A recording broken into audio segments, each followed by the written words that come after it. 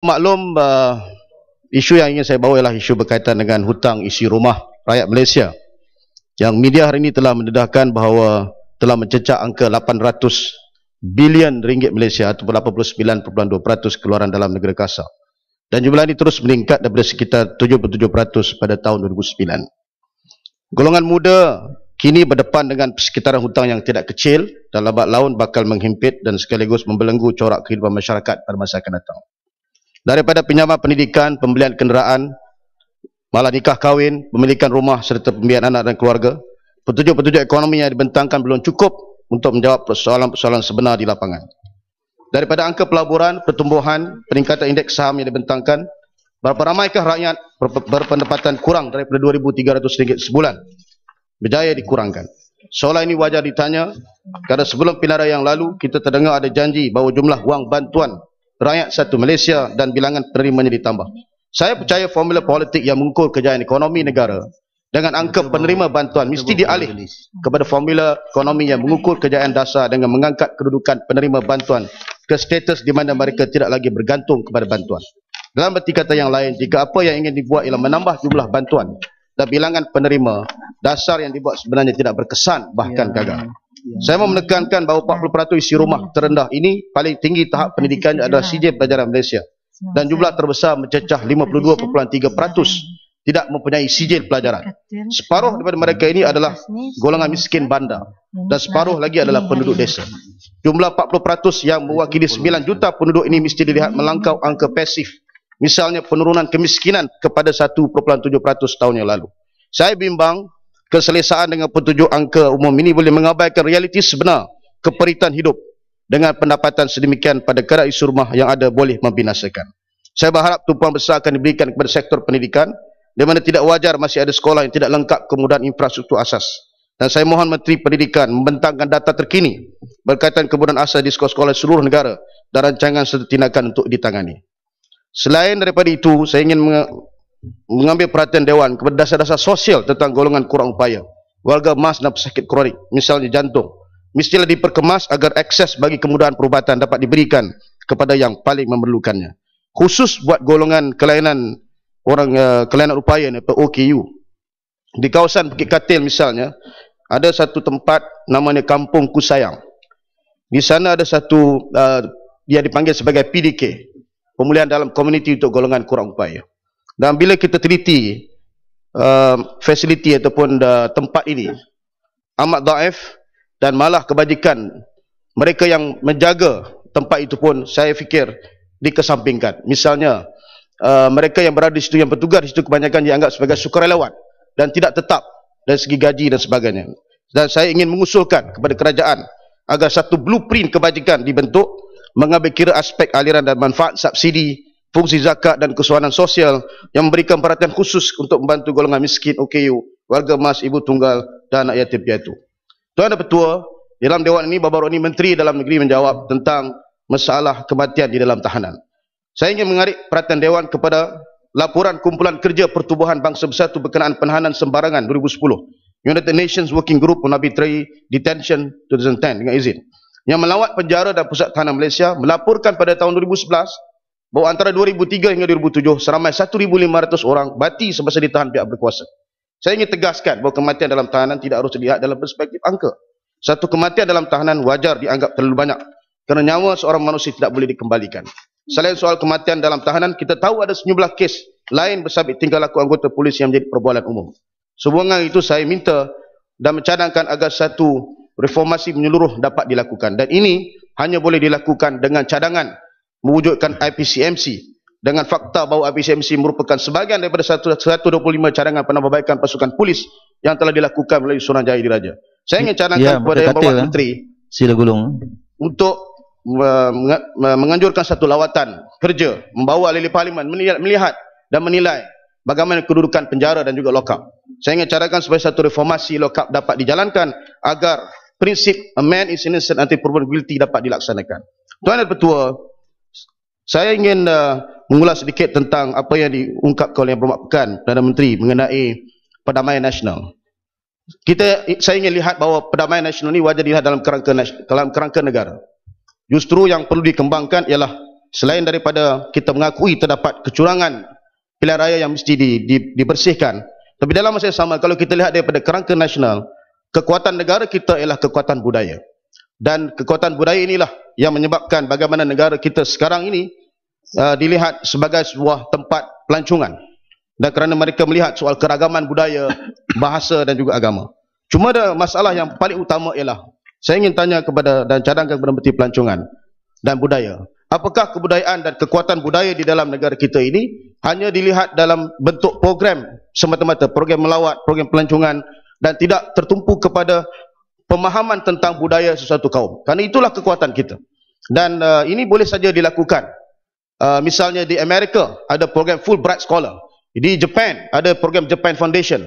Malah di UK ada British Council. Di Malaysia ini tidak ada satu brand kita. Walaupun kita sering diungkapkan dengan brand Malaysia Truly Asia yang lebih besar, tapi tidak ada program-program upaya kebudayaan yang boleh dilakukan. Dan saya cadang supaya satu institut, boleh saja kita namakan sebagai Tun Perak Institute, diwujudkan dan menggunakan kekuatan budaya ini melakukan diplomasi agar negara kita ini terus berada di persadaran antarabangsa. Dalam hal ini, Tuan Dan Ketua, saya nak tutup bahawa saya berasa sedikit kesal kerana kerajaan negeri Melaka di bawah kepimpinan Ketua Menteri yang baru terus menerus tidak menganggap dan meletakkan budaya ini pada tahap yang sepatutnya. Misalnya Jongke Walk ditutup. Bekas sekadar itu, Jongke Walk ni kalau ahli yang berhormat pergi tahu, itu bekas sekadar tempat orang berniaga, tetapi ada tempat kebudayaan. Juga yang ditutup bazar Taman Cepaka. Ia hanya berlaku pada bulan Ramadan dan Syawal. Kan di situlah segala macam kebudayaan Melayu dapat dibeli ataupun dapat dilihat dan dinikmati oleh rakyat dan sebagainya. Ya, Jasin bangun. Silakan. Ya. Yang berhormat, lepas ni Katil, gulung habis masa dah ya. Saya hanya nak sentuh sikit saja Tuan Yang Ketua. Apabila Yang Berhormat daripada Bukit Katil tadi sebut tentang Jongke Walk. Tuan Yang Berhormat, saya terlibat secara langsung. Jongke Walk tak pernah wujud. Yang ada Jongke Street. Jongke Walk ni kita yang wujudkan. Kerana satu ketika dulu Jongke Street ni adalah satu kawasan yang tertinggal, yang terbiar. Kawasan ini kotor kerana perumahan tersebut tidak diduduki dan diami oleh penghuni-penghuninya. Rumah tu tinggal. Tapi sekarang tiba-tiba kawasan itu cukup vibrant dan harga dia naik 4-10 kali ganda. Kerana apa? Usaha daripada kerajaan negeri yang bukan saja mencantikkan, mempromosikan, mau menjadikan tempat itu sebagai ikon pelancongan, sebagai satu daripada produk pelancongan. Sebenarnya apa yang telah dipolitikkan oleh setengah-setengah pihak, tak ada apa pun. Jongke Walk ini sebenarnya telah dipolitikkan. Matlamat kerajaan negeri yang telah bertanggungjawab untuk mempromosikan, melonjakkan nama Jongke Street sebagai Jongke Walk ni, yang memberikan keuntungan hanya kepada satu pihak saja. Kita sedar. Tetapi kerana itu produk pelancongan, bukan ada niat kita nak menutup terus. Bahkan apa yang kita buat sekarang, kita nak buat kajian. Kerana Jongke Walk ini telah menyumbang kepada kesesakan yang cukup kronik dalam negeri Melaka. Jadi jangan hendaknya mana-mana pihak mempolitikkan tentang Jongke Walk ini.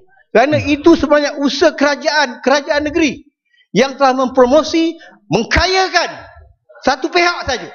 Kita tak pernah tutup. Bahkan kita buat kajian. Saya faham lah, Jasin. Saya harap benda ni jangan ditimbulkan lagi lah. Kerana seolah-olah ada pihak yang menyalahkan kerajaan negeri, tak pernah berterima kasih. Usaha yang telah dibuat oleh kerajaan yang selama ini bukan sahaja menjadikan negeri Melaka sebagai pusat pelancongan, bahkan mengkayakan satu pihak. Terima kasih Tuan Menteri. Baik, saya ucap terima kasih kepada Yang Berhormat Jasin. Memanglah apa yang dia buat dahulu baik. Cuma sekarang ni dia tak jadi Jongke Walk, dia jadi Jongke Drive. Sebab orang boleh drive through. Saya tidak timbulkan soal kecil seperti itu. Yang saya nak bangkitkan ni ialah apabila kita telah wujudkan pusat-pusat kebudayaan ini, biarlah dikekalkan. Kenapa harus ditukar? 13 tahun yang lalu kerajaan negeri bangunkan Jongke Street kepada Jongke Walk. Kemudian bangunkan juga Pasar Ramadan. Jadi sehingga masuk dalam daerah pelancongan. Tapi kenapa ini harus ditutup? Itu persoalannya. Biarlah kalau nak kembangkan. Supaya kita punya kebudayaan ini jangan tertumpu kepada soal-soal yang kecil. sastrawan negara kita ramai. Kenapa tidak dikembangkan? Betul Jasin, kita tak apa, tak Jasin. pernah berniat untuk tutup. Ni masa dah tak cukup pernah, ni. tak pernah tutup. Sehingga pukul katil boleh berhenti sekarang. Ya, saya nak ulas satu lagi akhirnya.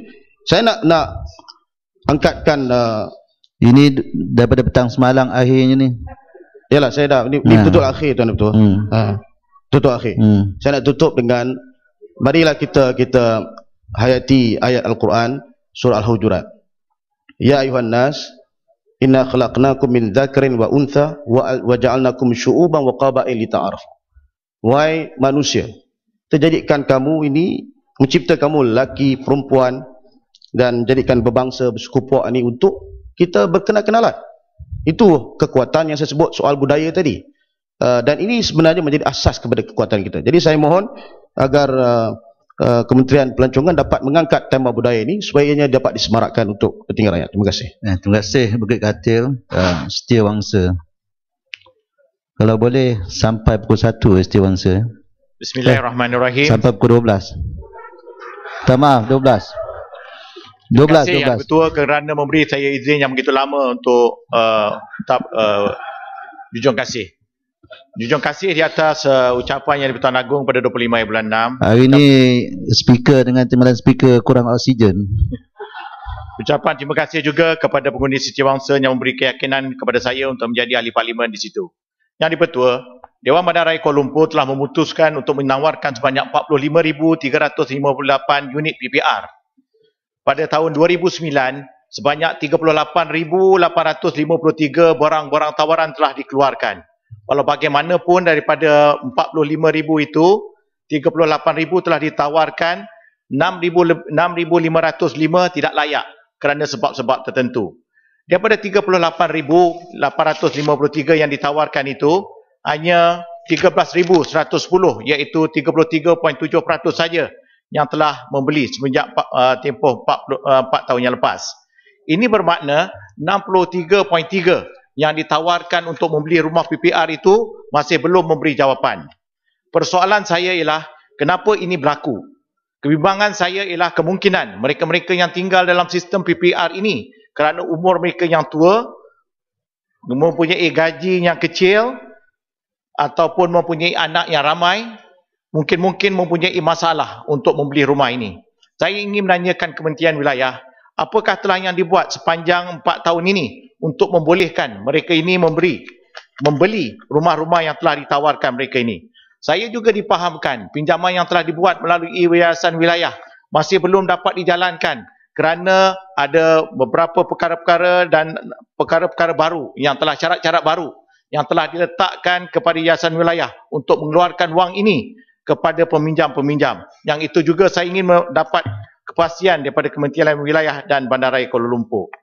Saya ingin mencadangkan kepada Dewan Bandaraya Kuala Lumpur menggunakan kaedah di mana yang lebih ramai dapat membeli dengan membuat sistem jual beli di mana ianya lebih ramai mereka-mereka yang mahu dapat membeli. Saya harap saya dilibatkan secara langsung untuk menilai semula kaedah ini supaya lebih ramai dapat memiliki rumah tersebut. Yang di-Pertua, saya ingin menyarankan supaya tanah-tanah milik Dewan Bandaraya Kuala Lumpur yang masih ada ataupun telah yang dijual ataupun yang telah dijual ataupun tanah-tanah yang dipunyai oleh agensi-agensi kerajaan di dalam wilayah persekutuan ini dibekukan untuk sementara untuk melihat semula apakah yang boleh dilakukan untuk membina rumah-rumah mampu milik ini. Tanah-tanah yang telah dijual, tanah-tanah yang telah diswastakan, terutama ini di dalam kawasan parlimen saya yang masih belum mendapat development order, dihentikan supaya kerajaan dapat melihat semula sama ada dapat dibeli tanah ini untuk merangka semula pembinaan rumah mampu milik ini. Bagi maksud tersebut, saya ingin menyarankan supaya kerajaan mentakrif semula takrifan kepada rumah mampu milik ini. Saya dipahamkan bagi maksud rumah mampu milik ini harganya ialah 300,000. Mana mungkin seperti statistik yang saya bagi tahu ini 63% iaitu 22,000 yang memohon yang ditawarkan masih belum menerima tawaran ini. Ini berkemungkinan mereka juga tidak mampu untuk membeli rumah walaupun pada harganya murah. Oleh yang sedemikian, tarifan kepada 300,000 rumah mampu milik ini harus dikaji supaya ianya lebih mencerminkan kebolehan anak-anak bandar terutamanya yang baru kahwin ini membeli rumah. Tuan yang diutama, sekarang yang dipertua, sekarang ini terdapat 35,000 pemohon yang masih memohon untuk menduduki sistem rumah bandaraya Kuala Lumpur ini, masih belum dapat rumah. Olehnya demikian, saya sekali lagi menekankan bahawa apa juga lagi tanah yang tinggal di wilayah persekutuan ini hendaklah dikaji semula tentang penggunaannya. Tuan-tuan, ini akan jadi relevannya apabila saya ingin mengatakan tentang GST. Yang dipertua, sebanyak 193 negara, 160 daripada 193 negara ini telah bersetuju dengan untuk menjalankan GST ini. Negara-negara jiran kita seperti Singapura, Filipina, Thailand dan Indonesia telah menjalankan GST ini. Saya bersetuju dengan pandangan yang berhormat Permatang PAU mengatakan bahawa sistem GST ini adalah agak transparan. Mungkin cara kerajaan untuk mengimplement dengan izin akan menjadi satu perkara yang harus kita kaji, baik dengan pembangkang, baik dengan pemerintah, supaya kita duduk, supaya apabila kita implement nanti ianya tidak membebankan rakyat. Seperti yang saya dipahamkan, unjuran 2015, sekiranya GST ini dilakukan, maka akan ada lebihan sebanyak 6 bilion daripada sekiranya sistem yang sama seperti Sales and Service Tax yang dipakai, tetapi sekiranya ditukar kepada 2015 GST ini akan ada lebihan sebanyak 6 bilion. Saya ingin mencadangkan supaya lebihan daripada GST ini hendaklah digunakan bagi maksud mengangkat martabat anak-anak miskin, orang-orang miskin terutama di bandar, melalui dilakukan pembinaan rumah-rumah murah ini, melakukan program-program yang dapat meningkatkan taraf kehidupan orang-orang miskin dan berpendapatan terendah. Sekiranya para pembangkang atau mereka-mereka yang merasa takut mungkin lebihan daripada GST ini akan digunakan ke tempat lain, maka saya menyarankan supaya diadakan tabung khas untuk diletakkan lebihan daripada peningkatan keefisien, kecekapan mengutip stek ini daripada GST ini dapat diletakkan di tabung ini untuk membantu orang-orang berpendapatan rendah. Akhir sekali, bagi masalah keselamatan dalam negara ini sudah menjadi satu topik yang besar. Siapa lagi yang belum dirompak?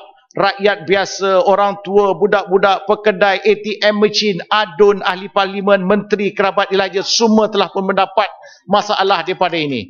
Saya ingin menyarankan, saya ingin menjadangkan supaya pengambilan polis yang berkualiti diambil dengan sekadar segera. Mereka ini penuh untuk menangani isu-isu yang dekat di hati rakyat. Rakyat mesti berasa selamat di dalam negara ini. Penurunan indeks jenayah dipaparkan sebagai menurun mestilah menunjukkan realiti sebenar. Kerana realitinya rakyat tidak merasai selamat dan sesuatu mesti dilakukan dengan segera. Sementara kita cukup rasa berterima kasih kepada Polisi Raja Malaysia, tapi banyak lagi perkara yang kita boleh lakukan bersama rakyat dan polis untuk bekerjasama memberantas jenayah ini. Pada para pembangkang dan pemerintah, suhu politik negara dalam negara ini harus diturunkan. Sementara akta himpunan ini membenarkan kita melakukan perhimpunan, tapi untuk masa negara sekarang ini dalam keadaan begini, saya memohon supaya dapat dikurangkan perhimpunan ini dan polis, tenaga polis, kuasa polis dapat kita uruskan kepada mereka untuk memerangi jenayah yang lebih penting sekarang ini. Tuan-tuan yang dipertua, akhir sekali bagi pihak tentera, bagi saya juga disebabkan ada ancaman luar baik ancaman daripada dalam. Bagi pihak tentera, saya ingin menyarankan supaya tentera kosong, jawatan-jawatan kosong dalam kerajaan, dalam tentera, kenaikan pangkat dalam tentera disegerakan, keselamatan alat-alat tentera dinaikkan supaya mereka dapat menjaga kedaulatan negara. Saya dengan ini mohon mencadangkan. Terima kasih. Terima kasih Setiawangsa, cukup tepat dengan masa. Saya persilakan Kuala Terengganu. 10 minit Kuala Terengganu. Bismillahirrahmanirrahim. Tuan Ketua, saya ingin mengucap rafat sembah dan menjunjung kasih atas ucapan Duli Yang Maha Mulia dan Tuan Agong. Dan saya merujuk titah Tuanku di mana telah dinyatakan Malaysia sedang menuju ke arah menjadi sebuah negara maju berpendapatan tinggi dengan mengutamakan kesejahteraan rakyat. Yang pentingnya dengan mengutamakan kesejahteraan rakyat. Tuan Yang Tertua, saya ingin beri tumpuan pada warisan hidup kita yang semakin pupus, merupakan sumber ekonomi rakyat tempatan khususnya yang sedang berlaku di Kuala Terengganu. Terengganu telah pernah dipanggil the cradle of Malay civilization dengan izin oleh Allahyarham Tan Sri Muhyiddin Shepherd dalam bukunya Taman Indra. Pada hari ini dan baru-baru ini pada tahun 2012, seluruh kampung ladang Tok Pelam di kawasan Kuala Terengganu, sebuah kampung tradisi Melayu, telah diroboh dan diranapkan untuk membina sebuah jalan raya. Yang sangat menyedihkan, rumah-rumah tradisional Terengganu memang direka bentuk secara pasang siap, mudah dipindah yang membolehkan mereka dipindah dan diselamatkan. Tiada usaha dibuat untuk dipindah oleh kerajaan atau muzium dan rumah-rumah itu telah hilang, musnah begitu saja. Kampung ini amatlah unik dan istimewa kerana mempunyai satu, bangunan-bangunan lama tradisional. Kedua, merupakan satu daripada kampung unik yang ada kraf tangan tradisi yang merupakan sumber pendapatan rakyat utama. Dan ketiga, suasana perkampungan Melayu yang asli. Ia merupakan kampung contoh yang asli dan merupakan warisan hidup dan di mana kraf Terengganu didapati. Di situ terdapat pembuat tembaga, keris, emas, batik, perak dan songket. Kalau kita lihat dari Sabah sehingga ke Perlis, tidak akan dapat satu kampung yang mempunyai begitu banyak handicraft seperti yang disebutkan. Dan negeri-negeri lain sudah tentu mahu mendiri sebuah kampung yang telah semula jadi berada di Terengganu. Industri warisan hidup ini merupakan sumber ekonomi asal dan kebanggaan orang tempatan. Kehilangan 3 aset besar ini berlaku dan berapa warisan ini tidaklah dapat dikembalikan lagi. Dan mata pencarian secara tradisi ini perlulah kita kekalkan. Dan sekarang ini apabila mereka telah dipindahkan, penduduk-penduduk itu telah dilepatkan di dalam flat-flat yang kecil dan tiada lagi ruang sesi atau sesuai untuk membuat tembaga, batik dan sebagainya. Dan dari itu, punca pencapaian atau punca pendapatan mereka yang asal sudah tiada lagi. Dan dalam masa yang sama, struktur keluarga tradisional Islam yang mengenai seluruh keluarga, nenek, anak, cucu dan sebagainya telah dipisahkan. Dan disitulah letaknya, jatuhnya atau hilangnya kualiti keluarga Melayu dan Islam. Dan di sini juga telah pernah terjadi atau timbul beberapa usahawan-usahawan yang berjaya seperti Atikah Songket, keluarga Wan Ismail, Nur Alfa Batik yang telah mengharumkan nama usahawan-usahawan Melayu. Kenapakah pihak kerajaan tidak memelihara keadaan sebegini supaya menggalakkan lagi banyak usahawan-usahawan Melayu bangun dan bangkit melalui usaha mereka sendiri? Adakah pejuang Melayu hanya mengejar kebendaan dan dah lupa warisan bangsa? Apakah sebenarnya polisi kerajaan tentang warisan dan siapakah yang akan mengambil alih peranan Kementerian Warisan yang hari ini sudah tiada lagi? Belum reda kita memikirkan tentang apa yang berlaku di ladang, Pasar Payang yang merupakan ikon nombor 1 Terengganu pula nak dirobohkan oleh kerajaan Terengganu. Pasar ini merupakan pasar yang ketiga yang paling popular di Asia. Nombor 1 adalah Pasar Air Bangkok. Pelawat daripada Kuala Lumpur, Singapura dan Eropah berkunjung dan menjadi tempat dilawati secara wajib. Pasar terbesar di pusat bandar menempatkan seramai-ramainya peniaga-peniaga Melayu khususnya. Pada tahun 2007, Kementerian Pelancongan telah mengadakan satu peruntukan untuk baik pulih dan ubah suai. Semasa itu di bawah Menteri Besar Datuk Seri Idris Yusof. Tetapi pada tahun 2008 pula, Menteri Besar sekarang ini, Yang Amat Muhammad Datuk Muhammad Said telah mengarahkan untuk pasar ini dirobohkan di atas sebab-sebab untuk mendirikan hotel 5 bintang, flat mewah dan pasar raya. Ini tidaklah menepati kehendak untuk memelihara orang-orang Melayu yang berniaga di situ. Dan dalam waktu yang sama, dia akan merosakkan jalinan 3 institusi yang penting, iaitu masjid, istana dan pasar. Masjid, tempat agama, dan istana, tapak kesultanan, dan pasar, tempat rakyat. Di situlah letaknya satu institusi yang berjalinan begitu rapat, yang sangat unik. Dan itulah maksud saya, perlulah warisan ini dihidupkan secara yang telah ada selama ini. Saya ingin menyentuh sedikit dengan apa yang telah kita bincangkan baru ini tentang minyak dan gas yang menjadi sumber utama Malaysia dan Terengganu. Dan Petronas memainkan peranan utama dalam industri ini.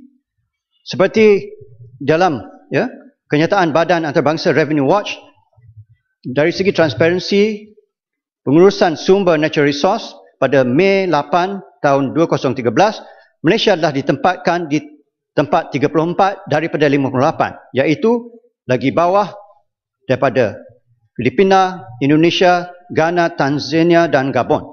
Walaupun Petronas disenarai dalam senarai ke-12 Forbes 900 sebagai syarikat yang beruntung, tetapi di manakah duit-duit tersebut telah pergi? Di manakah berlaku kekurangan pembahagian duit ini sehinggakan Terengganu, Sabah dan Sarawak merupakan di antara negeri-negeri yang termiskin di Malaysia ini? Adakah ini merupakan di antara salah satu sebabnya Tan Sri Hassan Marikan telah berpindah daripada Malaysia ke Singapura?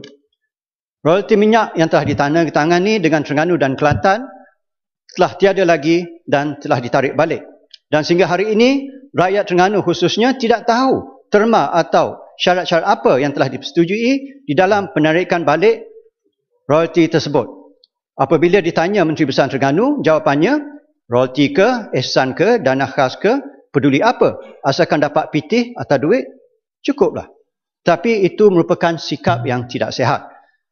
Satu ayat Al-Quran membunyi, Ya ayyuhallazina amanu afu bil uqud, yang menyatakan apabila kamu berjanji, hendaklah kamu memenuhi janji kamu itu dengan sepenuhnya. Di mana maksudnya roh perjanjian itu mestilah kita tepati. Hari ini Terengganu masih di antara negeri termiskin. Soalannya, apakah syarat atau persefahaman yang disetujui di antara kerajaan Malaysia dengan Terengganu atas bayaran ihsan dan penarikan balik royalti ini? Akhir sekali, saya juga ingin merujuk kepada kedudukan Norway sebagai negeri yang paling baik dari segi pengurusan resource-nya. Dan dia mempunyai petroleum farm yang berjumlah 2,158 bilion ringgit Malaysia. Dan ini merupakan satu tabung warisan. Tetapi di Terengganu, tabung warisan yang telah diwujudkan oleh Tan Sri Wan Mokhtar, Menteri Besar Terengganu pada tahun 70-an, 80-an dulu, telah tiada lagi, telah dikosongkan. Apakah perancangan kerajaan Terengganu dan juga Malaysia untuk menghadapi masa depan tanpa minyak dan gas? Ya. Saya merujuk pada titah tuanku juga tentang penekanan terhadap nilai accountability, integrity dan pematuhan undang-undang tadbir urus yang baik. Menjelang 2020, kita bukan hanya mencapai pembangunan fizikal negara maju, tetapi kita perlulah bercadang untuk memiliki modal insan yang tinggi. Pada dalam masa ini, negara-negara Afrika memandang Malaysia sebagai contoh. Tetapi sedihnya, negara Afrika bina stadium dengan selamat. Sementara Malaysia bina stadium runtuh. Bumbungnya bukan sekali, tetapi 2 kali. Apakah yang telah kita belajar daripada peristiwa tersebut? Malahan, masalah runtuhan berlaku dengan meluas di Malaysia. Terlibat juga pejabat-pejabat, masjid, jambatan dan lebuh raya. Ya, sila gulung. Ya. Yang paling sedih tentang tragedi Stadium Terengganu, tragedi ini berulang pada 2009, bumbung utama runtuh. Siasatan dapati kontraktor tidak berdaftar dengan CIDB sebagai sepatutnya. Dan siasatan mendapati kontraktor kurang pengalaman.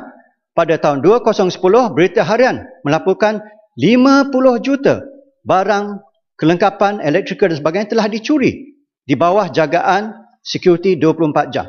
Dan pada tahun 2013, bumbung kedua pula stadium yang sama telah runtuh sekali lagi dan siasatan mendapati sekali lagi kontraktor tidak berdaftar dengan CIDB dan kontraktor ini juga kurang berpengalaman dan hampir 5 orang telah maut. Tetapi Alhamdulillah telah selamat.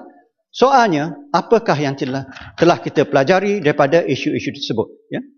Inilah yang perlu dijawab oleh kerajaan dan juga Jabatan Kerjaya Raya supaya pihak-pihak profesional diberi peranan yang sepatutnya dan tidak adakah arahan atau garis panduan khusus berikutan tragedi-tragedi yang berlaku sekali ini.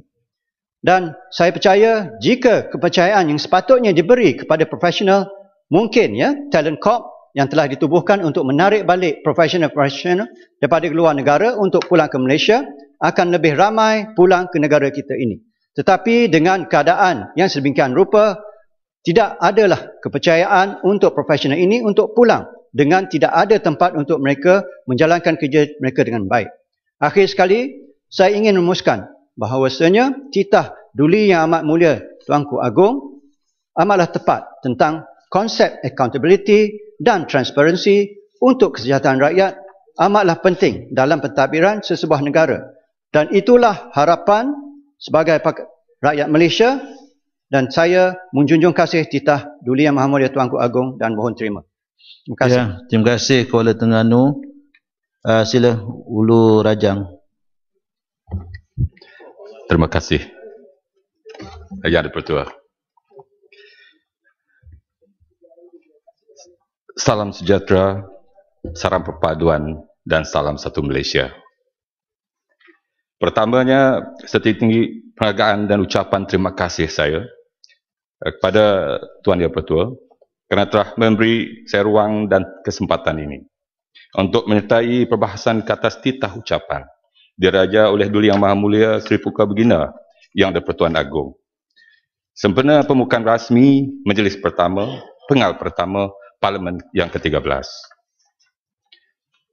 Datuk Yang di-Pertua, pepatah Melayu ada berkata, di mana bumi dipijak, di situ langit dijunjung. Pepatah ini amat menepati apa yang hendak saya bahaskan dalam ucapan titah Seri Paduka Baginda Yang di-Pertuan Agong. Saya sebagai wakil rakyat, kuasan Parlimen Hulu Rijang, berserta rakan-rakan seperjuangan, ahli yang berhormat, biarpun dari pembangkang dan Barisan Nasional, yang lain sesungguhnya merasa sangat bertuah dan berbesar hati kerana diberi peluang untuk menyampaikan suara rakyat yang perlu diberikan pertimbangan dan perhatian demi kesejahteraan rakyat bangsa tanah air yang tercinta ini. Tidak lupa juga, saya ingin mengambil kesempatan ini untuk merakamkan ucapan terima kasih kepada Kerajaan Pusat dan Kerajaan Negeri kerana telah memberi bantuan kepada mangsa-mangsa terjadi bot karam di daerah Belaga baru-baru ini. Khasnya, kepada Yang Amat Berhormat Perdana Menteri, Yang Amat prihatin ke atas kepayahan yang telah kami lalui sepanjang menjalankan operasi mencari dan menyelamat. Tidak lupa juga saya ucapkan terima kasih saya panjangkan kepada semua agensi Kerajaan Pusat dan Kerajaan Negeri Sarawak serta orang persurangan yang terlibat secara langsung dan tidak langsung. Tuan Yang di-Pertua, terima kasih juga kepada Menteri Dalam Negeri yang bukan setakat turun padang, akan tetapi beliau turut mengizinkan lengan baju mereka. Beliau roll up his sleeve dengan izin. Ketika bersama-sama kami meninjau operasi mencari dan menyelamat. Begitu juga kami amat berterima kasih ke atas kehadiran beberapa menteri serta timbalan Menteri Persekutuan dan Kabinet Negeri Sarawak. Ciri-ciri kepimpinan begini yang amat memberi perangsang dan semangat kepada kami di Hulu Rijang. Khasnya di daerah Belaga, segala bentuk bantuan kerajaan akan sentiasa kami alukan dan hargai. Tuan Yang Pertua, kuasaan saya seluas negeri Pahang. Hak untuk saya beri ucapan dari 30 minit, 20 minit, 15 minit, ini baru 10 minit. Kalau nak pergi ke kuasaan saya, Datuk Yang Pertua, 1 hari setengah baru sampai di kuasaan. Jadi, lain kali berilah masa lebih longgar sikit. Oleh kerana masa diberi amat rahat, izinkan saya mengutarakan permintaan dan suara hati rakyat di kuasaan Hulu Rijang di Dewan Yang Mulia ini. Pertama, saya mohon kepada kementerian yang berkenaan. Saya minta 3 jalan baharu. Jalan raya dari Pekan Belaga ke Bandar Kapit sejauh 150 km. Pembinaan jalan ini mesti dipercepatkan agar terjadi bot karam di Giambungan tidak berulang lagi. Kedua, jalan raya dari Nangagat dari Nangamujung ke Nangagat di kawasan Baleh Kanan sejauh 37 km juga hendaklah dibina dengan kadar segera untuk memberi kemudahan kepada penduduk rumah panjang di kawasan Baleh. Yang ketiga, jalan raya dari rumah panjang Juntan ke rumah panjang Bengau di Sungai Sud, kawasan Baleh, sejauh 13 km. Hendaklah dibina untuk melekapkan jaringan raya kawasan Sungai Sud Ulu dan Sungai Sud Ilir. Ia akan memberi kemudahan kepada penduduk rumah panjang di kawasan saya di Ulu Rijang. Dan juga Datuk Yang Dipertua membaik pulih dua jalan, iaitu Jalan Bintulu Bakun ke penempatan semula Sungai Asap. Masalah kerosakan bagi jalan sepanjang Jalan Bintulu ke Bakun, penempatan semula Sungai Asap amatlah kritikal ketika ini. Keadaan jalan raya ini yang rosak dan penuh dengan lubang di merata-rata tempat sudah pasti mengundang bahaya, dan inilah berpunca daripada tindakan lori-lori besar yang membawa balak, dan kebanyakan lori-lori tersebut tidak mempunyai permit dan cukai jalan. Jadi saya minta kementerian dan agensi kerajaan supaya mengambil tindakan. Kemalang sering berlaku dan yang mana ada kalanya mengorbankan jiwa. Ini telah mendatangkan trauma kepada pengguna jalan tersebut, namun mereka tidak ada pilihan lain. Ingin pergi ke Bintulu dan sebagainya. Jalan itulah satu-satunya yang Dipertua perhubungan yang setia ada. Jalan raya Bukit Jayung, daerah Belaga. Keadaan jalan raya ini amat berbahaya. Keadaan jalan raya ini dan berpunca kerusakan adalah serupa dengan jalan raya ke Sungai Asap. Saya mohon kementerian berkenaan supaya mengambil tindakan segera supaya penduduk-penduduk di kawasan Belaga dapat menggunakan jalan itu dengan selamat. Menaik taraf JT Boat Express bahagian Kapit dan bahagian Belaga. Ini amat perlu kerana ketika waktu perayaan seperti Gawai dan Christmas, Hari Raya dan sebagainya, kedua-kedua JT tersebut tidak dapat menampung bilangan penumpang yang ramai. Ini boleh mendatangkan masalah dan perlu diberi perhatian dengan segera oleh pihak berkenaan. Tuan Dipertua, kesihatan adalah penting bagi setiap manusia. Menaik taraf Hospital Belaga dan Hospital Kapit dan menyediakan doktor pakar. Selaku wakil rakyat di kawasan Hulu Rijang, memohon hospital bahagian Kapit dan Hospital Belaga diperbesarkan lagi dan dinaikkan taraf dengan kelengkapan perubatan yang canggih. Ini kerana pada masa kini ward tidak mencukupi bagi menampung bilangan pesakit yang bertambah setiap hari. Selain dari itu, saya mohon bilangan doktor pakar, doktor bedah dan doktor biasa ditambah dari hanya seorang doktor pakar yang setia ada ke jumlah yang mencukupi. Perkara ini amat penting kerana apabila berlaku masalah kesihatan yang kritikal, pihak hospital terpaksa menghantar pesakit, Tuan Dipertua, ke Bandar Sibu menggunakan pengangkutan air Boat Express di antara 6 pagi hingga ke 3:15. Ya, ringkaskan. Sikit lagi yang Ya, ringkaskan. Dan naik taraf kemudahan loji air bersih di kampungan Sungai Asap patut diberi keutamaan. Tuan Dipertua, saya mohon juga untuk kepada kementerian supaya membina pusat pembangunan luar bandar dan daerah Belaga di kawasan Baleh.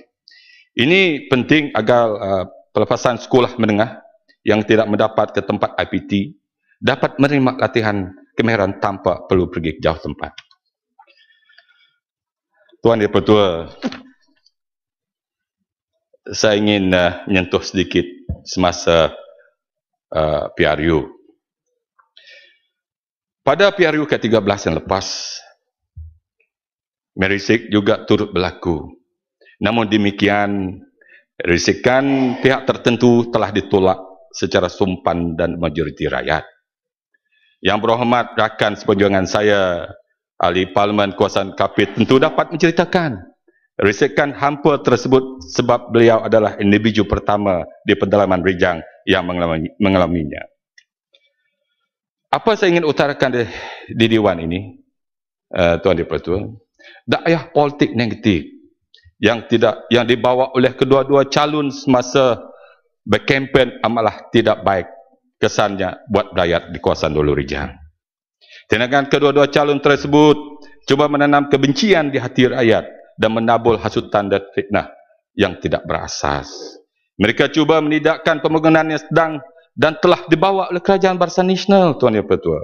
Contohnya, pemberian BRIM bantuan satu rakyat satu Malaysia pun dilabel sebagai tidak membawa faedah kepada rakyat di pendalaman. Perkara yang baik harus kita hargai. Perbuatan yang mengelirukan rakyat dengan politik negatif dan harus kita dihentikan demi menjamin kesejahteraan, perpaduan dan kemakmuran negara kita yang sejati sekarang. Oleh itu, Yang Dipertua, saya menyokong titah Duli Yang Dipertua Dagu. Terima kasih Ulu Rejang. Silakan Lanang juga 10 minit ya. Terima kasih Tuan Yang Dipertua kerana memberi peluang kepada saya untuk mengambil bahagian dalam perbahasan titah Diraja Seri Paduka Baginda Yang di-Pertuan Agong. Isu pertama yang saya ingin bangkitkan ialah tentang isu keselamatan di Sibu, Sarawak dan juga di Malaysia. Kes-kes jenayah seperti curi kereta, ragup, rompak, pecah rumah, pecat cermin kereta semakin meningkat dan ini amat membimbangkan semua dan saya yakin itu bukanlah persepsi sahaja.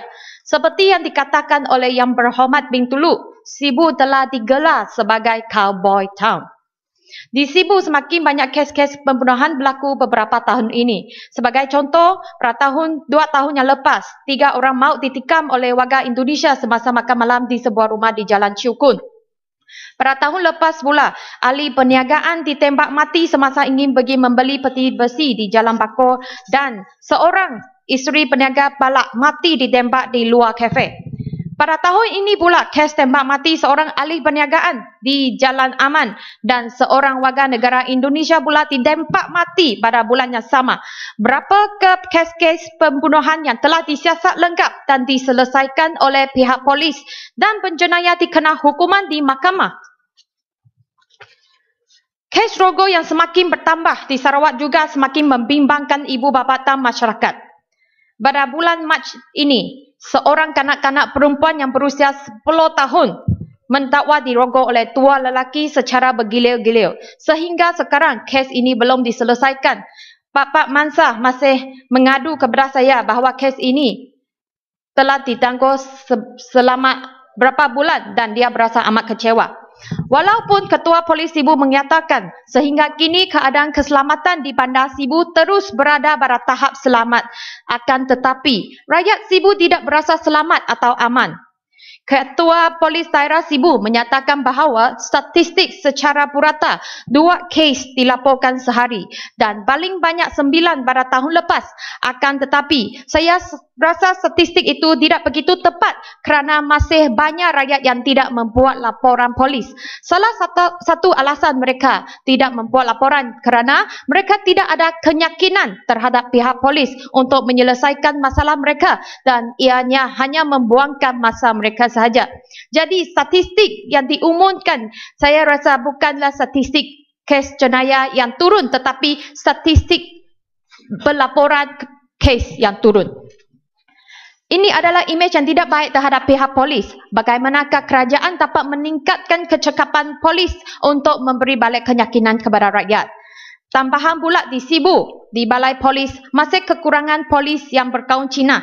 Tidak seperti di Semenanjung Malaysia. Banyak penduduk di Sibu masih tidak fasih bertutur dalam bahasa Melayu atau bahasa Iban. Jadi mereka tidak dapat membuat laporan sebaliknya. Adakah kerajaan mempunyai rancangan untuk mengarah lebih banyak anggota polis yang fasih berucap dalam berbagai bahasa seperti bahasa Mandarin, bahasa Melayu dan juga bahasa English di Sibu dan di Sarawak untuk mengatasi masalah tersebut? Selain itu, Ketua Polis Daerah Sibu juga mengaku bahawa anggota polis masih lagi kekurangan iaitu nisbah 1 anggota polis bagi setiap 480 orang. Bandar Sibu yang mempunyai lebih 200,000 penduduk sentiasa ditingkatkan kawalan keselamatannya di mana pihak polis diperkuat dengan kehadiran anggota rela dan Jabatan Pertahanan Awam Malaysia dalam rondaan harian anti jenayah. Banyak penduduk di Sibu amat khawatir terhadap kecekapan dan kelayakan anggota rela yang semakin banyak di Sibu. Adakah khusus dan latihan yang diberi kepada mereka mencukupi untuk membantu membanteras jenayah? Adakah kerajaan bercadang untuk menambahkan bilangan anggota polis di Sibu dan di Sarawak untuk menjamin keamanan dan ketenteraman rakyat?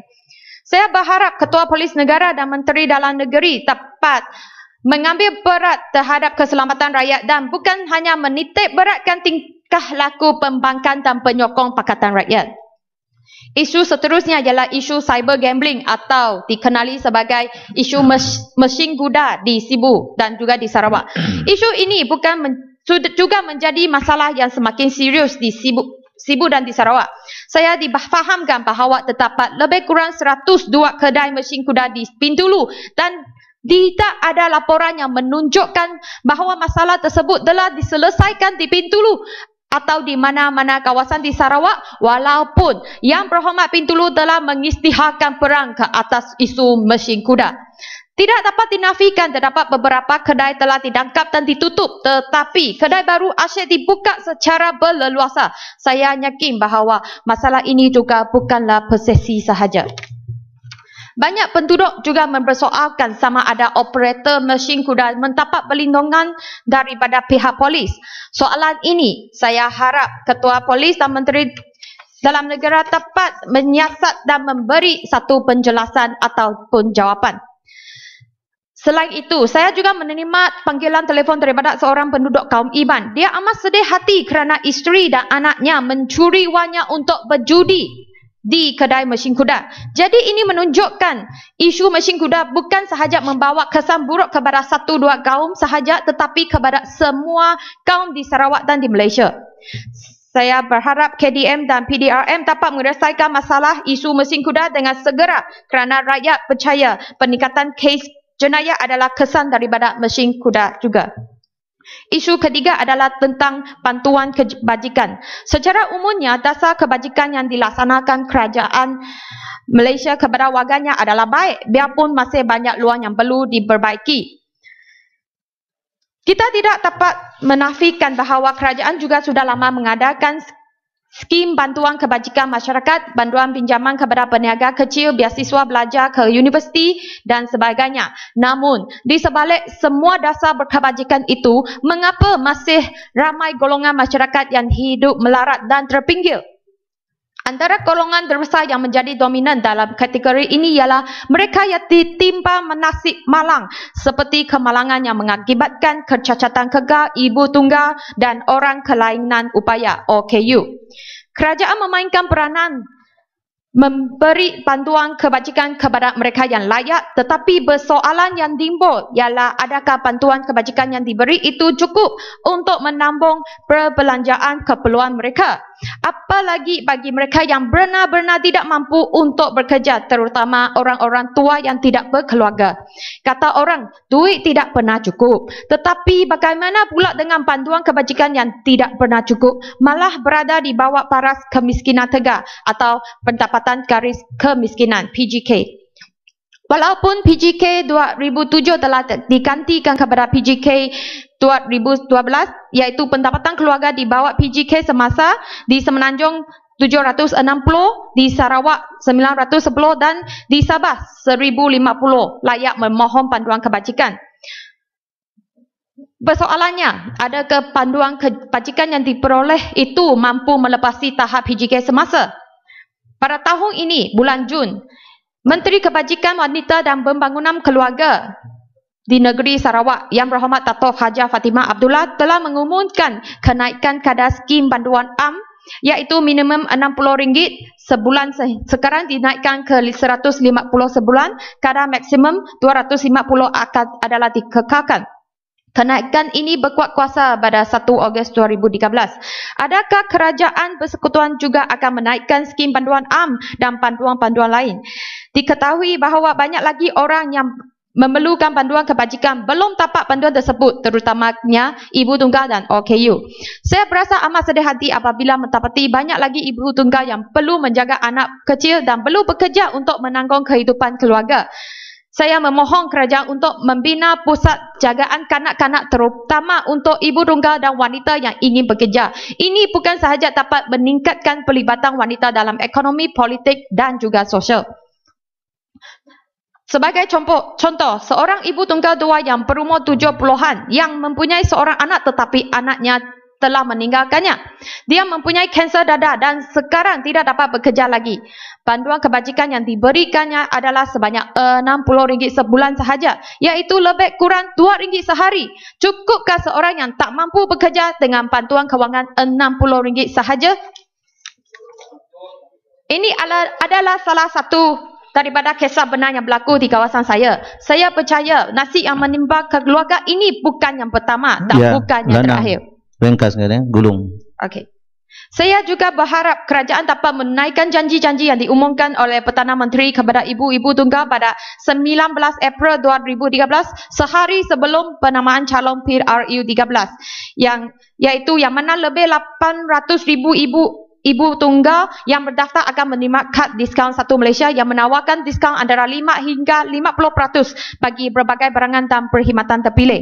Perdana Menteri berkata kerajaan juga akan mempertimbangkan skim insurans bagi ibu tunggal yang berdaftar bagi manfaat golongan itu yang membabitkan sumbangan premium RM12 setiap seorang dengan peruntukan 12 juta setahun. Saya harap bahawa Perdana Menteri akan menunaikan janji beliau memandangkan beliau selalu melaung-laungkan rakyat didahului dan janji ditepati.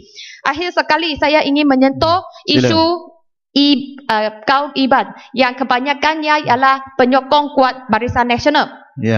Di kawasan Iban masih banyak rumah yang tiada bekalan air elektrik atau jalan raya yang sempurna.